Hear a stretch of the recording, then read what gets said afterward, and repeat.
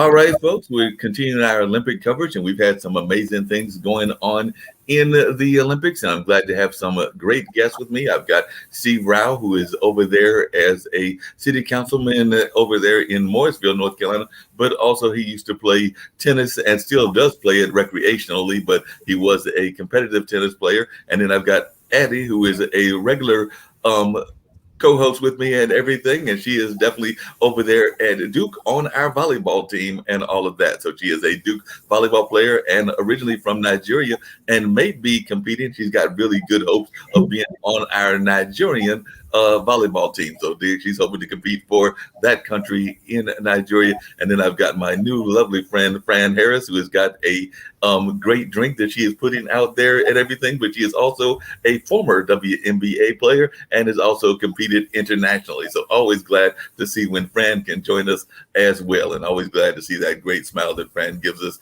as well as Addie and Steve and the rest of the team. And I was actually surprised that I saw that not that the U.S. was going into the finals. I kind of expected that, but their opponent actually surprised me, because as I was mentioning on the news earlier, I did not realize that Japan had a strong presence in basketball, particularly women's basketball. So that actually surprised me. I didn't know that France, the team that they beat, had a strong presence. I knew some of the other teams that had a strong presence as well. So I guess as we get into more and more of these things, and I know that France can only give me a few minutes and everything, I'd love to hear your thoughts about the WNBA and also about the Olympics and how the basketball has been going. It looks like the men are cruising on, but every once in a while it looks like they get worried maybe in the first half, because I know Australia pushed them, but then they wake up in the second half and then it's not that much of a close game and all of that. But I'd love to hear your thoughts as to how we're doing with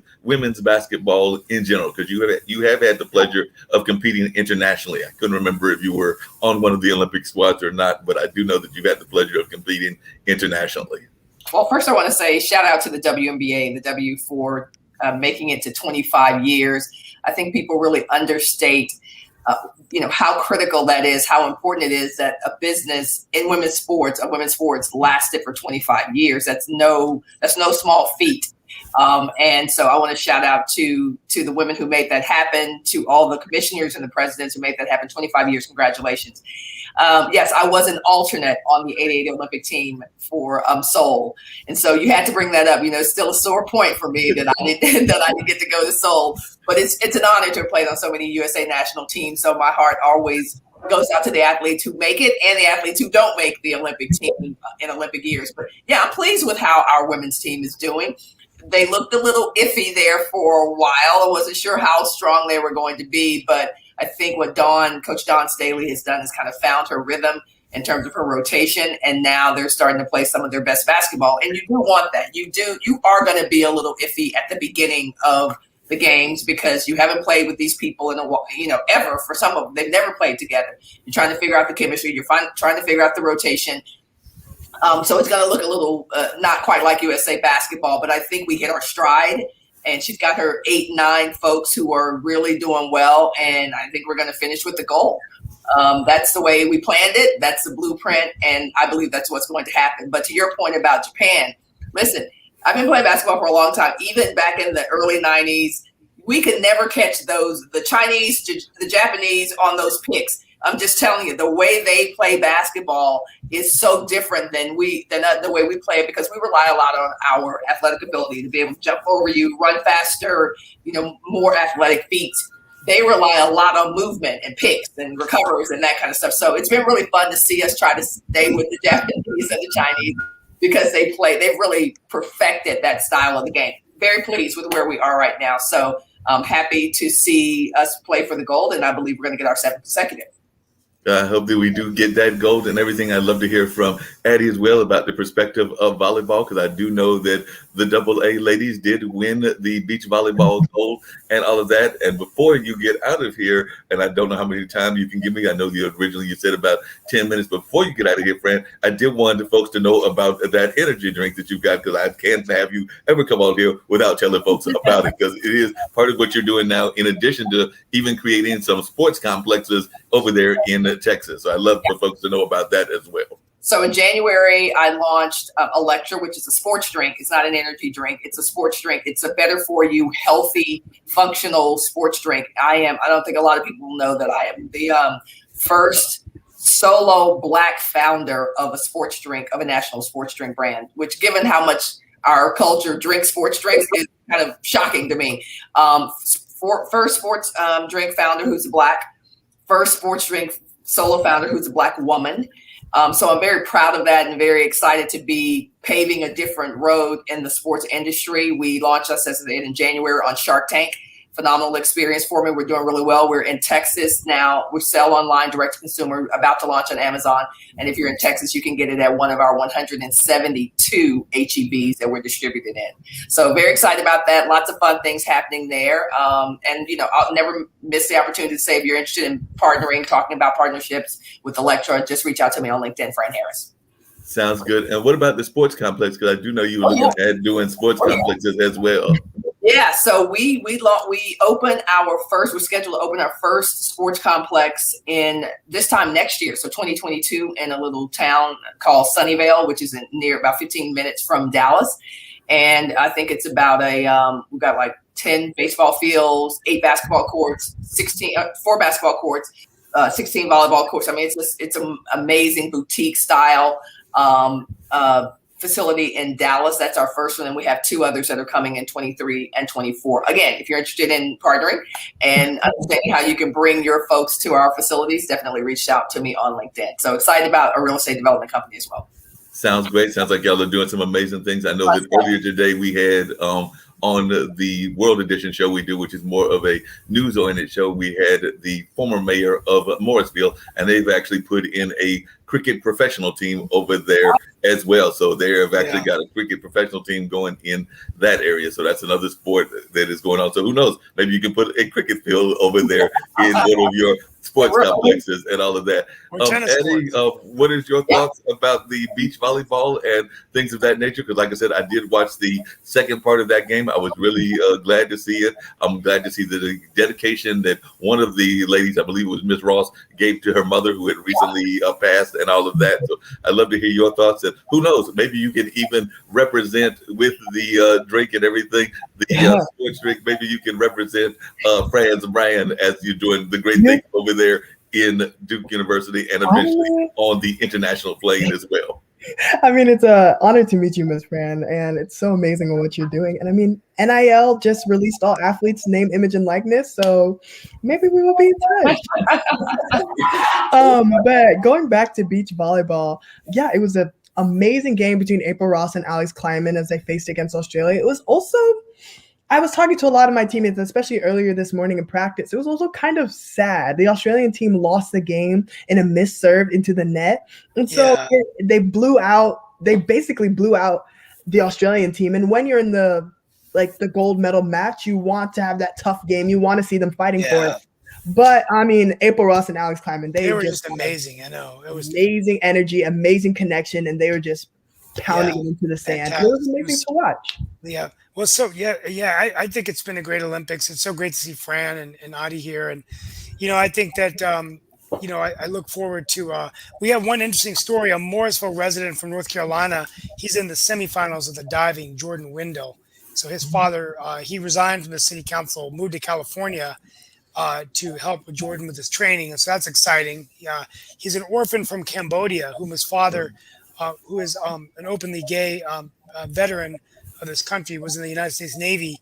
He adopted Jordan as an infant, and Jordan had all kinds of health problems, and now they're chasing the Olympic dream. It's just so amazing, and to see that. And so I just love watching all these different sports, and of course the mental health.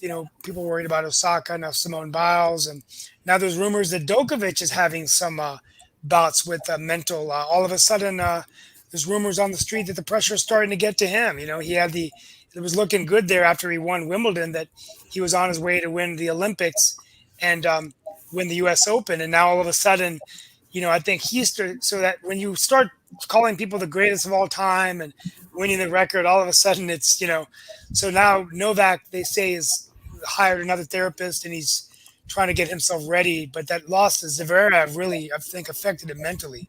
Now he's going into the U.S. Open, sort of like, can I do it? Can something go wrong? And people started worrying because he was throwing rackets and cursing at himself, and he looked like the Novak of like a year ago. Yeah, no doubt about that. Hey, Fran, that actually raises an interesting question. Yeah. We've actually talked about that a couple of times here on the Olympic coverage and everything. But what is your thoughts about athletes using these platforms to talk about issues that they've got on their mind, the activism of some athletes? I know that there was one track athlete, I believe it was, that was coming out giving the Black Power salute. And of course, there's been some questions around the soul cap and things of that nature, where they were wanting to do a certain kind of cap in order to protect our kind of hair if they were swimming and things of that nature. So we have seen politics enter even into this Olympics, and we know what's going on with the Bulgarian athlete as well. But I'd love to hear, as a former international player, your thoughts on the role of being an athlete and an activist. Well, interestingly enough, I had the opportunity to get inducted into a Hall of Fame with Juan Carlos, who was the original for me. Those guys in Mexico City. We were inducted into a Hall of Fame, many years together, and I had the opportunity to talk to him about that and how difficult it was to do that, the aftermath of that. I can only imagine what these athletes are feeling with the opportunity that they have social media. They've got a built-in platform, which I actually love. I'm glad to see people get the opportunity to have a microphone to stand up for what they believe in.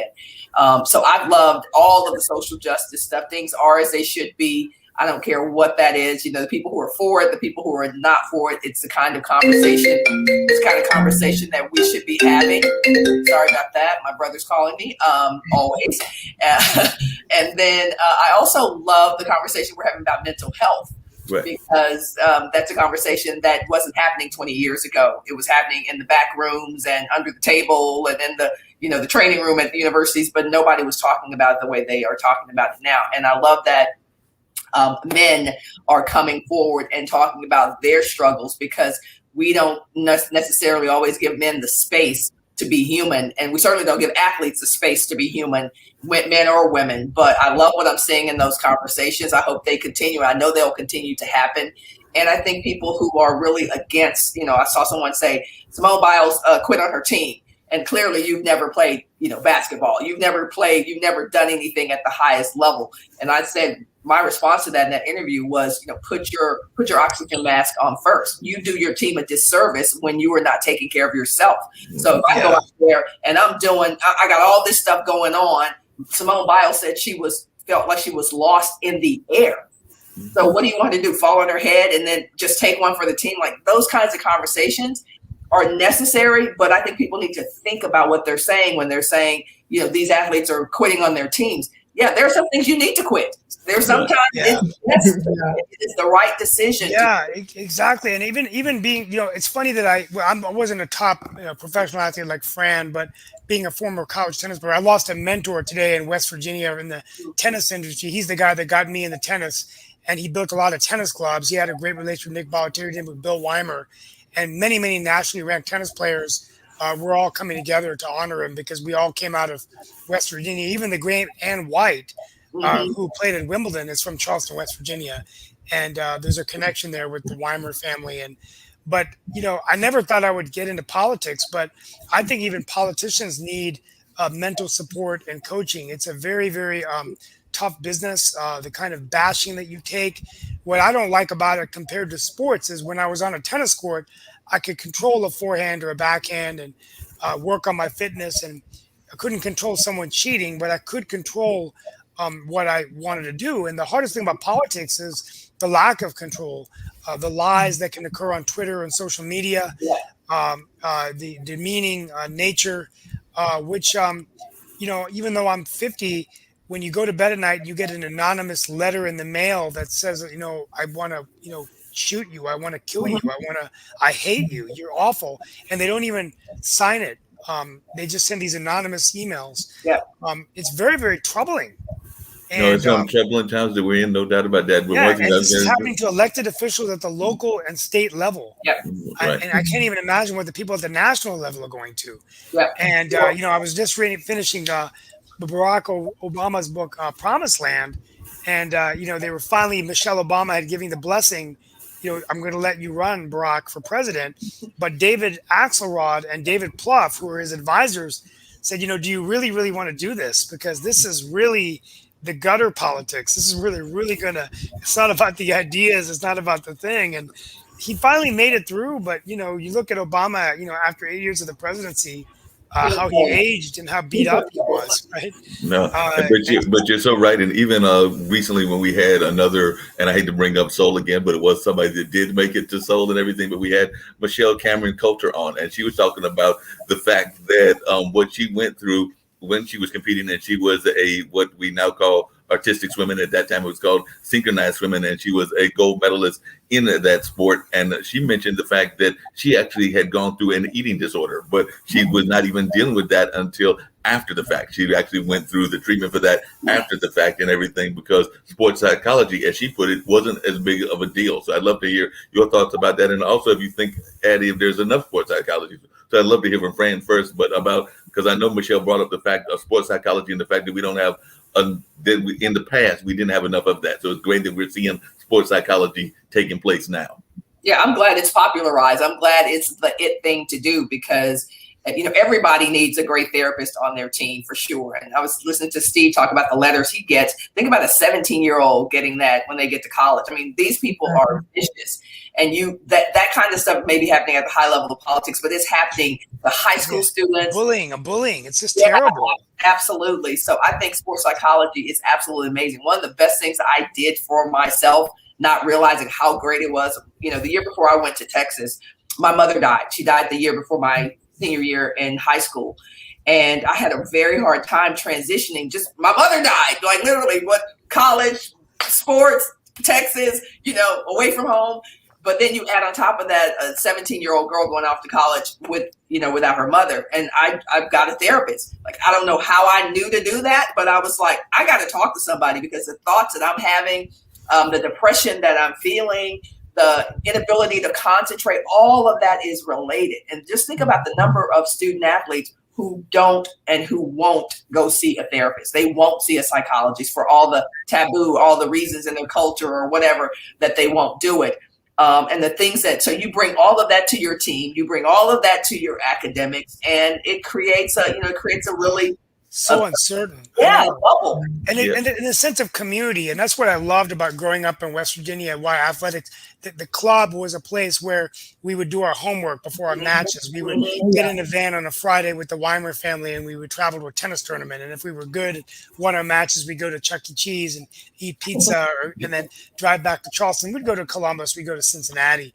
But it was a way of working with each other, right? And I gained a lot of weight when I was 14, and I was eating too much. And the funny thing is, Mr. Weimer was so hard on us. And I was telling this joke today to a player that my mom would bring in like really greasy Indian food, like, to eat at the club for lunch. And Mr. Weimer would grab my lunch, and I'd say, "What are you doing?" He goes, "You can't eat that. You've gained too much weight. You're not going to be eating like that when you're training." And he would eat my lunch and get me a salad, and I'd start crying. And he'd say, "Don't cry. Mommy's not coming to help you. You got to fight." And so he was that kind of, but in a good way, he was bullying, right? Because he cared.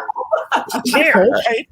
And so I would be like, "What are you doing with my food?" And he goes, "No, your mom shouldn't be making you. I'm going to talk to your mom next week about not eating." That was tremendous. Everything, Addie. What's your thoughts? Because definitely you were on the Duke team. You're part of the Duke volleyball team. So I'd love to hear your thoughts about the importance of psychology as y'all are even going through what y'all are having on that collegiate level even now.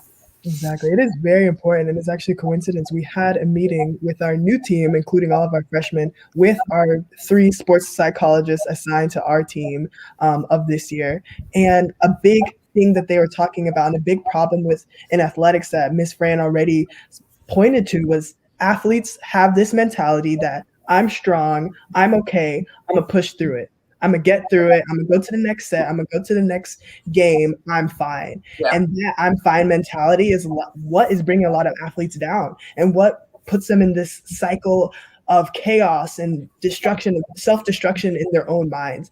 And so I'm an open advocate. My roommate, who is on the Duke lacrosse team, she's an open advocate for therapy. We are both in therapy. We try to tell our freshmen, like, if they need anything, they want anything, come to us, because as a collegiate athlete, as a collegiate athlete at my school especially, there's so many pressures that people do not see. And talk to somebody, regardless of how strong you think you are. The strongest people ask for help. And I'm so glad to be at like such an institution and at a time where this is not as stigmatized as before. And I mean, me and my roommate, we started this organization called Morgan's Message for our friend who unfortunately passed away from suicide due to not enough mental health programs in place. She was on the Duke women's lacrosse team, and we don't want anyone else to be in her position and not feel like they're alone. So we are very big on mental health, and we're just trying to make tomorrow better than it was yesterday.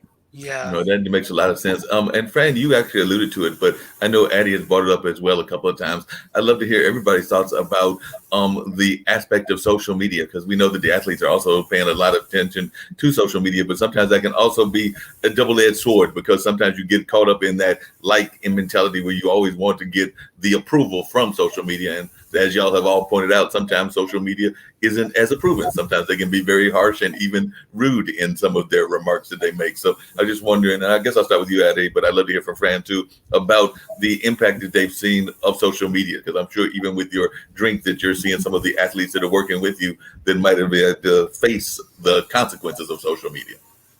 Yeah, I mean, like you said, social media is a double-edged sword. Like, it is such a great platform to get information out quickly, to get information out to the masses. But make one wrong move, somebody's got you. Say something wrong, everyone knows. And it's just, and then we have places, the Olympic committees taking a stance against, like, from athletes posting anything political or anything controversial on their social media, they're probably going to face a fine. And so, like you said, many of these athletes are posting on like TikTok, Instagram, fun things like interacting with the other countries, but it's also highlighting the problems with the Olympics. Like, for example, the heat, the pandemic, the clusters that we're seeing in some of the teams. So it's very interesting to see. Yeah, for me, it's a tool. It's a business tool. I'm not that, I'm most active on LinkedIn. I do most of my content on LinkedIn because those are my people. That's where I do a lot of my business.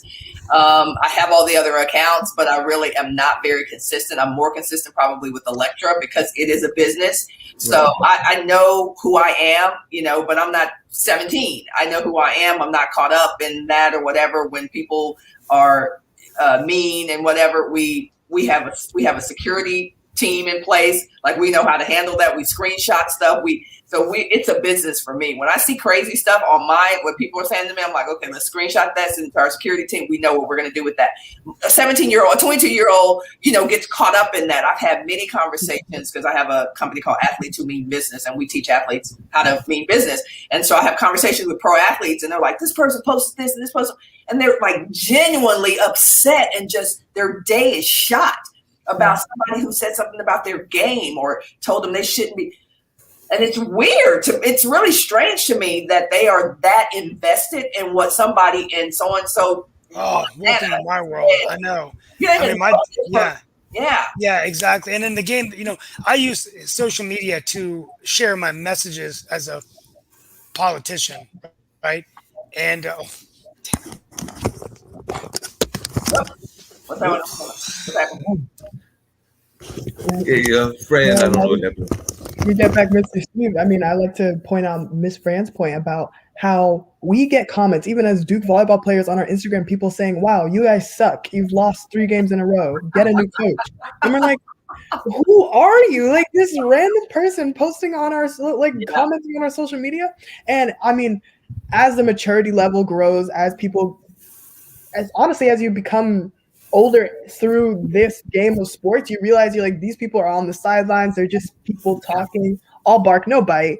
If they're actually going to do something, we would see no doubt about it. I want to bring in another gentleman who's had some experience with sports as well, that being Carl Darden. He's actually had some experience with sports that you talked about, Fran, being in a sport that folks are not all that familiar with, but he is part of Navy sports, which means that he gets to learn a lot about like rowing and canoeing and sports that we don't really have that much to do normally with and everything. But he has definitely been involved with that and learned a lot about sports that the African American community isn't oftentimes involved in. And actually, it seems like we've done well. I mentioned yesterday the young lady from California that won the initial rowing competition or canoeing competition that we had. So definitely she won, and it was great seeing her in there and all of that. So it was just truly amazing having her win that initial race. So I'd love to hear your thoughts about some of the sports that we oftentimes don't hear about, like canoeing and things of that nature here in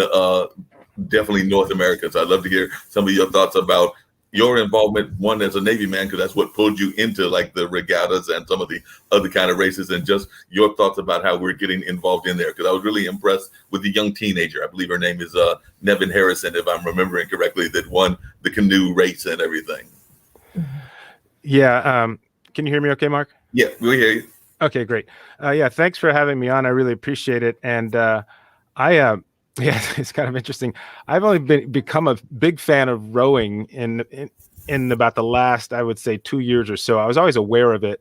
And by the way, you know, where I went to school at Navy, we had the whole run of varsity sports, from football, you know, basketball, all the ones that you see at any Division I school. And I, you know, when I started kind of following rowing, I'd always used to see these guys and the women as well, because we had both a men's and women's rowing team. They would be out there in the most crazy conditions out there on the water, because the academy is right there on the Severn River. So that's where they did all their workouts. And it just seemed like they never went on any kind of fall or spring breaks or anything like that. Every time you turn around, you see them out there on the water, just working their tails off. And they are one of the elite programs in the country, no doubt. And in fact, one of our young women who just graduated in May, her name was Alexandria Valencia Martinson. Mark, if you remember, I showed you that video the last time I was on. She was one of the crew members of that mixed crew of 8 that won that big race in England. Well, she qualified for the under 23 women's rowing team, the U.S. national team, and ended up making 2 crews. One was a crew of 4, and the other one was a crew of 8. And they went and competed in the under 23 World Championships in the Czech Republic about a month ago. And she came away with a gold in the 8 crew, and then a silver in the crew of 4. So just a world-class athlete by all measurement. And it's really kind of neat to see that kind of success come from somebody who, you know, went to a school like mine, because, you know, you typically will not see that sort of thing. You know, most of the time, those sports, you don't really hear too much about them. Certainly in the Olympics years, you do.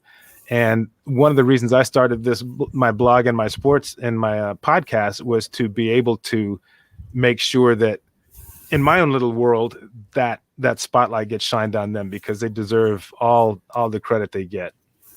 No doubt about that. They definitely deserve a lot of credit and everything. One of the things, and I'd love to hear from all of y'all about this, there are certain sports that we have historically done well in, and I'm still trying to get Ray Leonard, who is Sugar Ray Leonard's son, to come in and talk to us at some point or another in the next day or two as we are doing our Olympic coverage. But the boxing, and you know, historically we were a strong powerhouse in boxing, but it's been, I think, since 2004 that we last won anything. So it's been 17 years since Andre Ward became the last American male boxer to win an Olympic gold medal. And since then, the United States has earned just 3 men's medals: Deontay Wilder's bronze in 2008, and Shakur Stevenson's silver, and Nico Hernandez bronze at the 2016 game. Now, it does seem like we have some shots at getting some gold, and I believe there is a gentleman that has now gotten a silver now as well that can be added to that collection. But it does seem like it's distant are the memories of those teams of the past that included Sugar Ray Leonard and Leon and Michael Spinks, and teams that won, you know, that team won 5 golds, a silver, and a bronze way back in 76, and the 1984 team was seen by some as the greatest ever, and they had 9 golds, a silver, and a bronze. So I was just wondering, all of y'all's thoughts about some of these sports that we used to be dominant in that we don't seem as dominant in. We've even seemed to have fallen off to some degree, possibly in track. But I was just wondering some of your thoughts about some of these sports that we seem to be falling off on as definitely it's a global community. But I was just wondering y'all's thoughts about us falling off as the United States in certain sports. And I bring up boxing as an example. Well, I'm back, Mark. Sorry, I lost you. Tell Fran I said bye. The lighting's not so good, but I'm low on battery on my computer. So I hope I can connect with her soon. But speaking from the tennis perspective, I think part of the problem is just speaking from the sport of tennis, I think that what's happened is if you grow up in the junior ranks in tennis, unlike the great players like, Serena and Venus are sort of an exception. And you've got some up and coming Americans, but like Coco Gauff and others, but you don't have that kind of international exposure. So when you look at Nadal and Djokovic and Federer, they were training, they were like so close to each other. At least, they could travel across into Europe and play each other. So there was much more of an international exposure. Whereas here, it's pretty much just Southern United States, Eastern, and so you're not getting that international exposure. So that's why we're falling behind in some of these international sports. Whereas I think these European countries, they're competing more internationally at a younger age. So that, at least from tennis, that's one perspective. And in the college game, a lot of international players are coming in. I can't remember of a collegiate player. You go to UNC Chapel Hill, there's only one player on the whole team that was born and brought up in the United States and played junior tennis in the United States. Every other player. Now, Ade probably feels the same way in volleyball. It's probably the same in all the sports. So these international students are coming in, and they're taking away the opportunity. I don't have a problem with it, but I'm not sure so much for boxing. But what are your thoughts, Carl? Like I said, I know the Navy in the past and some of the other military institutions have been where some of the boxers have come out of, as well as some of the wrestlers, and we have seemed to be doing strong in wrestling. But I was just wondering if you had any thoughts about some of these sports that may have fallen off in popularity or not doing as well as they had done historically. Yeah, that's a good question. That's a good question. And Steve, I totally on board with your explanation as it relates to tennis. I think that makes total sense. When I look at something like boxing, okay, and to your point, Mark, the first Olympics I ever watched was 1972, and I believe we had a kid named Ray Seals win a gold medal in that Olympics. But then, to your point, in '76, you had that nice run with the Spinks brothers, Sugar Ray Leonard, Leo Randolph, and a couple others. And I think what has happened there is a combination of a couple of things. Number one, you see countries like the U.S. that are on top in sports like boxing and in track and certain events in track and field for so long. And that's a motivator. Let's face it. I mean, you got other countries wanting to kind of knock you off your perch if they can. And that basically, as encourages the development of sports within those countries. I mean, I think probably, basketball is the best example. I mean, back in the day, you could basically just pencil in the U.S. for a gold medal regardless. I mean, I'm not even counting the 72 Olympics. We all know that was a ripoff, but certainly, in all those other games, even when you had college amateurs playing, they were, I always believed, at least up through, I would say, even if we looked at, up through 1988, they won the bronze in '88, right? But I believe the main reason for that is because they didn't have enough time to practice together. I think that every other team, you had collegians beating basically professionals who had been playing together for years. And when they lost that gold medal in '88, and they decided to allow the professionals in '92, I said, okay, yeah, here's where we basically, let everybody know who's boss. And it was that Olympics that, of course, just launched this, just wave of terrific international players that continue to come into the United States to play in the NBA. And I think it's great, number one. I think it does make the Olympics even more exciting.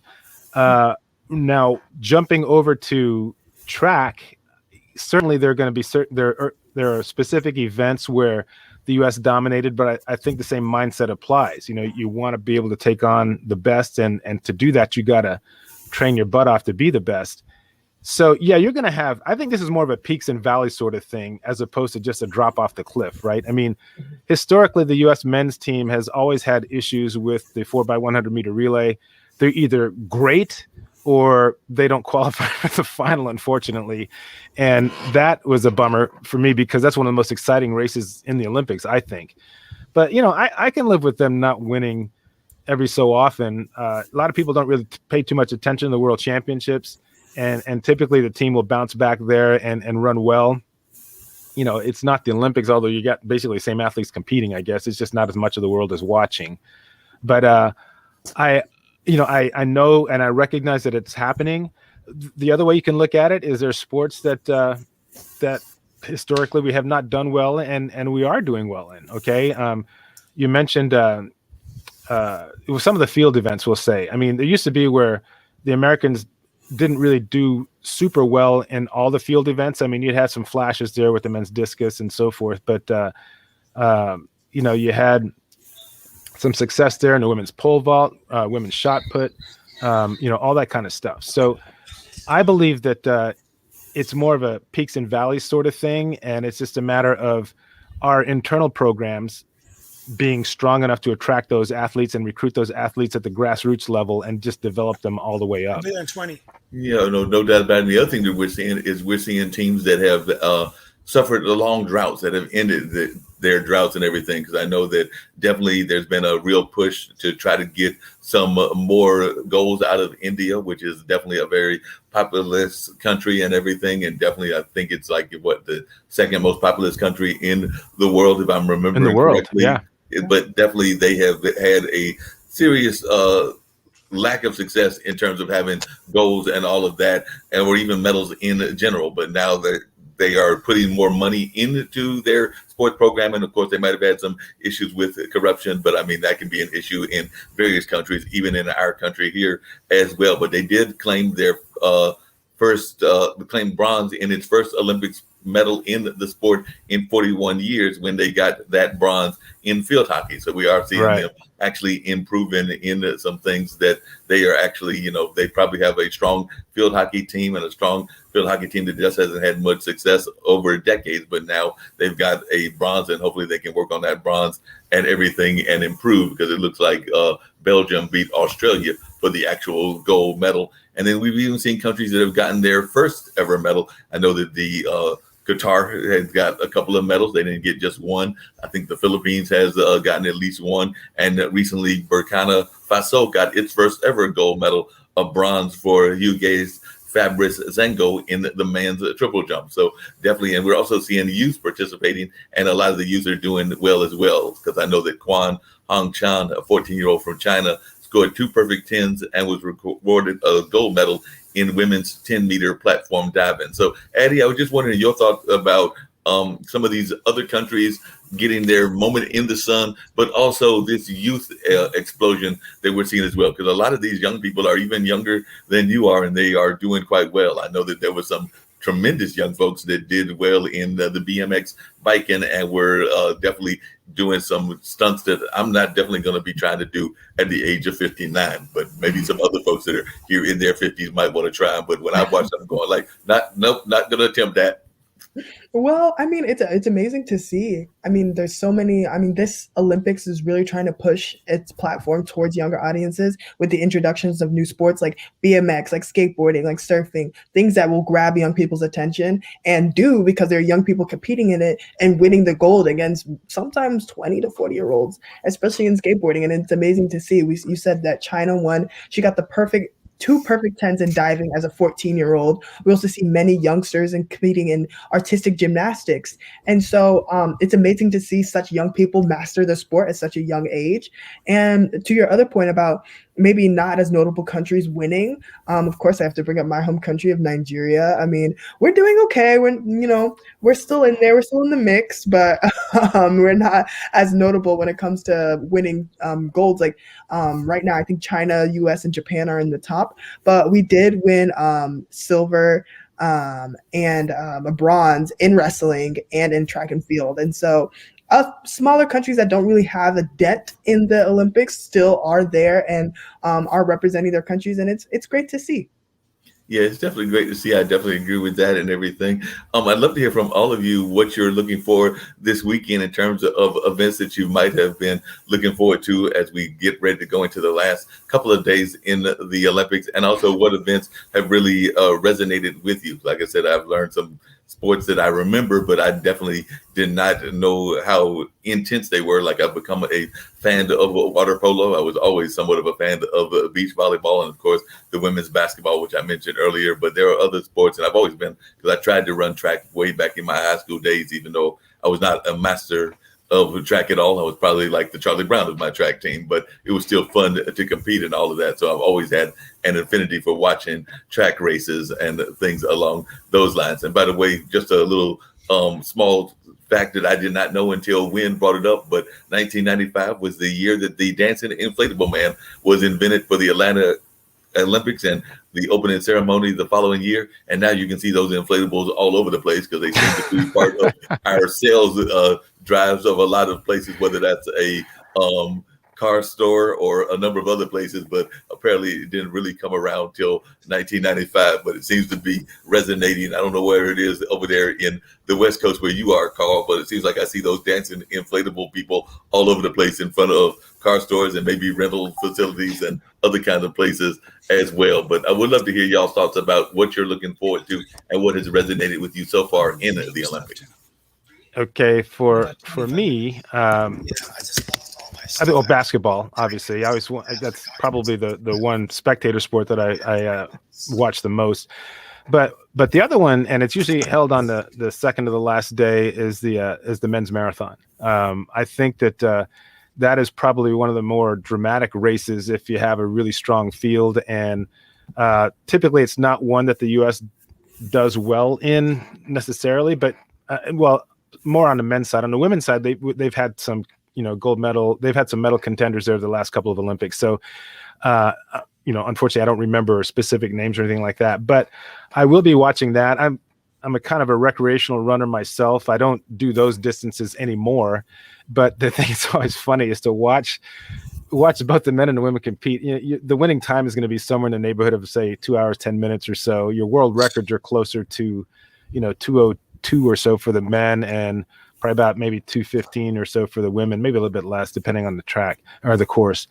But I always joke around and say, man, they are literally running twice as fast as me because I ran a marathon. My best marathon finish was like 3:55. And like I said, the world record for the men is like, almost less than 2 hours. So those are the events that I'll be watching, the basketball and the marathon. Yeah, it's incredible and everything. I did want to hear what Steve had to say and Addie as well. But Wynn, who is helping us direct these Olympic coverages, had actually brought up a couple of facts about the marathon and the pentathlon. One of them was that he says that 14 was the number of participants who competed in that first Olympic marathon way back in 1904, and that was 44% of the total entrants, the lowest of all time. So definitely you think about the amount of people we see competing in some of these events now, and they were running around with like only 14 folks and all of that. And he also mentioned that the modern pentathlon, which started yesterday on Thursday and goes through Saturday, but as one of the things he mentioned was that if you're a fair weather fan of the Olympics, you probably have to remind yourself what the modern pentathlon is all about and how it comes every 4 years. But, it's 5 events that include epi fencing, freestyle swimming, equestrian show jumping, pistol shooting, and cross-country running. That's a whole lot of very interesting sports. And apparently they were the set of skills that any Greek soldier would need. And today the sport is one of the most financially prohibitive. And as he points out, probably part of that is due to the fact of the amount of equipment involved. And also you have to realize that one of those pieces of equipment is relatively expensive because a horse is not cheap. No, absolutely. No, I mean, I got to run, but I love to run now. I've been running. The funny thing is I turned 51 and I ran my last half marathon in a faster time. It used to take me 2 hours and I ran my last one in an hour and 40 minutes. So, but after seeing my mother go through knee surgery, I don't know if I want to keep running. So I'm going to have to slowly slow down because my lungs feel great, but I'm afraid about the knees. So I'm going to have to start biking, and I'm swimming as well. But I love watching the marathon running, and I'm just looking forward to a good closing ceremony. I want to see the gold medal match with soccer. see what happens tonight with U.S. men's basketball. And I signed up for the free trial of Hulu because I was getting frustrated with the NBC coverage, which was good coverage. But now I'm going to be watching a little table tennis. Go back and watch some badminton. It was amazing. But it's it's been great to be here today with you guys, and hopefully we'll have you both back on our World Edition show. And I'm going to hang around till the end, but I want to see the jet take off again to Tokyo. All right. Appreciated everything. Addie, what about yourself? What are some of the things that you are looking forward to, and what are some of the things that have resonated with you so far and everything? I mean, obviously, I'm looking forward to the volleyball match. I mean, tomorrow we have the bronze medal match between South Korea and Serbia, which would be amazing to watch. But on Sunday, we have the gold medal match between Brazil and the United States. Brazil, top contender when it comes to international volleyball, but the United States, they're pulling it through. And hopefully I think it's been about 4 Olympics until we've even participated in the gold medal match. And so I'm very excited to watch that. Obviously, the basketball with the men's tournament happening today at 10:30 p.m. Eastern Standard Time between France and the United States for that gold medal match. So that would be awesome. There's also golf happening this evening, the women's marathon, which Mr. Carl already said we're fine. we get a lot of golds, and I'm excited to see if we'll get another gold in that. Diving with the prospect from Morrisville, Jay Wendell, happening also tonight. And so, yeah, artistic swimming, synchronized swimming, gymnastics with the group all around, and are just things that I will be watching as well, but especially volleyball. Sounds good. How are we going to be doing in the men's volleyball? I know you mentioned what the women are doing. Do the men have a shot at a gold as well? Unfortunately, no. Yeah, they got bounced. Booted a long time ago in the preliminaries. Yeah. But happening tomorrow in the bronze medal match, there is Argentina versus Brazil at 12:30 a.m. Eastern time, and the gold medal match between France and Russian Olympic Committee. And I will be rooting for France because I have a few friends on the men's French Olympic team, so I will be rooting for them. So bon chance, France. And this will happen at 8:15 a.m. Eastern Standard Time. Sounds great. Sounds like some amazing competitions that are coming our way and everything. So that is truly amazing.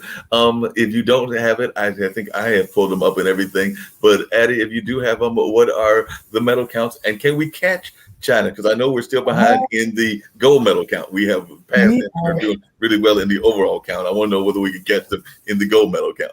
We are still behind. China is leading 36 gold medals, 26 silver, and 17 bronze medals, making a total of 79 medals in total. And those come into sports like weightlifting, where they have 7 golds, diving, where they have 6, brought along by that 14-year-old, and table tennis, where they have 4. I mean, the U.S., like we said, has more medals in total with 31 golds, 36 silvers, and 31 bronzes, with a total of 98 medals in total. But we have less gold medals than China, which is why we are second place in the medal count. But most of those medals come from swimming, track and field, and shooting. Where swimming, we have 11 gold medals. And third is our host country, Japan, with 24 golds, 11 silvers, and 16 bronzes, with a total of 51 medals. And they come in sports like judo, and which is a native sport of Japan, where they have 9 gold medals, skateboarding, a new addition, and wrestling as well. And then coming in 4th and 5th place is Great Britain, actually, which shot up in the ranks, and Russian Olympic Committee coming in 5th place for the medal tally. So it looks like we still have some work to do. Maybe some of those boxers can go ahead and get some more, at least get a gold medal, or get maybe, I think they still have a shot at least at 1 gold medal still in the competition, even though I believe one of them has already fallen to that silver category. But hopefully we can have some shots in boxing, and we still have some shots in track, and some shots in some of the team sports that we've alluded to, like the women's basketball and the men's basketball. So we've only got to get about 5 or 6 more than they do as they continue to get goals as well. So, Carl, what are your predictions? Do you think that we can pass them in the gold medal count, or are we just going to have to be happy with being the overall leader? Because I don't think they're going to catch us in overall. But I'm wondering what your speculation is as to whether we can catch them and get these 5 goals that we need as of now to tie them, and 6 to pass them. Yeah, there's no way they're going to catch the United States in the overall count. I mean, they're 21 ahead right there. And I got to take a look at the sports that are left. And I'm a pretty systematic guy. So you look at the sports that are left, you see if there's any Chinese athletes competing in those sports compared to American athletes. And then you figure out, okay, what's the math here? So until I do that, it's going to be kind of hard to say. But I feel pretty confident that both the men's and women's basketball teams are going to take care of business. I believe that we're going to probably, I don't know what's left in track and field. There's a chance that we could pick up a couple of strong medals in the relays, not, like the 4x400 meter relay for both the men and the women. And boxing is probably going to be our best. And I don't know if there's any wrestling matches left on the gold medal level, but we've already won 2 golds there. So if there's any other, typically the U.S. tends to feel a fairly strong team in freestyle wrestling, that is, and so there's some opportunities. 5's not a big number to overcome, but it all depends on how many Chinese athletes are left in competition. I know we're going to pick up. I feel very confident we're going to pick up 2 right away in basketball, so that'll close the gap to 3. So hopefully the gap will get closed, and it'll be interesting to see how that goes. Just your point about wrestling, we have gotten 7 medals in wrestling, 3 golds, 1 silver, and 3 bronze so far. And you were right, China's not doing all that well in wrestling. Japan's doing well because they've got 3 golds, 1 silver, and 1 bronze for 5. And definitely the Russian Olympic Committee is also doing well, as they actually skipped a medal because they don't have any in silver, but they have 3 golds and 3 bronzes. So they've got actually 6 total medals, but they have no silver. So that's, I guess, why they're in second place and everything. But they are doing well. And then Cuba has got 2 golds and nothing else in the other category. So it does look like hopefully it's some more events going on in wrestling. And maybe that's where we can pick up some other things in that sport and everything along those lines. Because if there's a little bit more going on, then maybe we've got a shot at getting some more goals and all of that. So we'll have to see if there's any more left for us to collect out of the wrestling. But it does seem like we did well in that sport. So on that note, I hope you can make it back, Carla. And I'm going to see if Fran can make it back as well. I know that she told me originally that she can only give me 10 minutes, and actually she gave me about 20 or 25. So that was a great job for us to have her for that long. And definitely Steve, who is here with me and Addie here in North Carolina, oftentimes will try to pop in as well. So it's always glad when he's able to come on and share a little bit about his thoughts also. So Carl, as you are our guest, and I don't know if you've got any other commitments for Saturday and Sunday, but if you don't, we'd love to have you back on tomorrow and Sunday as we continue to talk about the Olympics. But if you've got any final thoughts as well as Addie, I'd love to hear those. And then after those final thoughts, I'm going to ask Mr. Wynn to give us the plane on out of here. But I'd love to hear any final thoughts that you may have, Carl, just about the Olympics, or if you have any final thoughts about life in general. Right. Well, thanks very much, Mark. I think that, certainly tomorrow and Sunday, those are actually pretty good time frames for me because 2 o'clock Eastern is 11 o'clock. And on Saturdays, I'm pretty low key in the morning. So I'd be happy to jump on and, I'll, be obviously watching the events tonight, and the same goes for Sunday. So, my closing thoughts as far as the Olympics goes, I just want all the athletes to do well. I think the one thing you have seen is that somehow we've as a team, we've managed to demonstrate the most depth across the board by that strong overall medal count. So that tells you that sports in the United States is still going strong. I think that certainly there are some little gaps here and there, but those have been filled by other sports where historically they've not done quite as well. So the nice thing would be is when you ride that wave, and then when the other ones come back, then we come back as an even stronger team. So looking forward to seeing that in the years to come. Sounds great. Addie, any final thoughts that you want to share with folks as we get ready to head out? And then I know that you'll probably be here, hopefully, if the team isn't in the middle of a deep practice on tomorrow and Sunday. But I'm definitely always glad to see you here with us and everything. So any thoughts that you've got for Friday? And definitely, can we expect to see you on Saturday and Sunday? Yeah, of course you expect to see me. Those are the only 2 days where I do not have practice. So that is the day I'm not busy. But also I just read that Bruce Springsteen's daughter reaches the Olympic equestrian final. So that's cool. Good luck to her. But yeah, I'm very excited to see what tomorrow brings. And I'm sad that the Olympics are coming to a close. Yep, I'm with you on that. Sad that they're coming to a close. It's great that they come every 4 years, and we get to have this lovely time watching these international competitors on a regular basis. I wish that some of the international sports, and I know that Nick, who is one of the founders of this network, has brought this up, that some of these international sports would get more love during the non-Olympic years. But definitely it's great seeing them have this kind of love during the Olympic years. And it also teaches people about sports that they may not be familiar with. And hopefully they will gather new fans and new people that might join their fan base. But definitely that's one of the things that can happen during the Olympics is you find new sports that you may not have known about and you become fans of them, and hopefully you follow them even during the non-Olympic years as well. So on that note, I'm going to ask Wynn to get us that plane on out of here. I actually don't have as much to do as I sometimes do because I don't have any other programs here on the network, except for I may do something with my friend Eric Kelly as he talked about Black business and all of that. But other than that, it's a quiet afternoon. And then tomorrow and Sunday, I will be joining y'all not from my home studio, but from a studio at a cultural arts center that I work at, because they've got some events going on this weekend. So me and my equipment will have to transport over there to the Hayti Center on both Saturday and Sunday. I will still be here and still be able to have our communications and still lead the discussion and all of that. So on that note, Wynn, get us on out of here with that plane on over to Tokyo.